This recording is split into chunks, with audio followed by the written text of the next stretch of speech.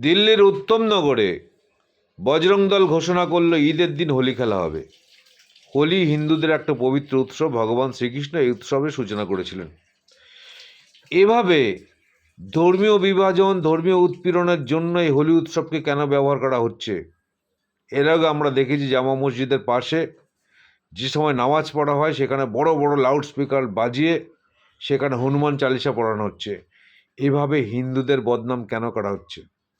হিন্দুদের যে পবিত্র উৎসব হোলি, সাম্প্রদায়িক দাঙ্গা বাঁধানোর জন্য হোলিকে ব্যবহার করা হচ্ছে। এর আগেও আমরা দেখেছি বিজেপির তরফ থেকে আমাদের ভগবান শ্রীরাম, সেই শ্রীরামের উক্তি, শ্রীরামের বাণী জয় শ্রীরাম বলে এরা সাম্প্রদায়িক বিভাজন করেছে।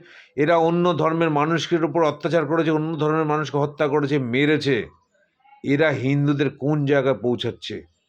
হিন্দুদের যে ধর্ম অনুষ্ঠান, যে পবিত্র অনুষ্ঠান, সেই পবিত্রতাকে নষ্ট করে এরা ধর্মীয় বিভাজন, ধর্মীয় সাম্প্রদায়িক বিভাজন, সাম্প্রদায়িক দাঙ্গা, হিংসা এর কাজে ব্যবহার করছে।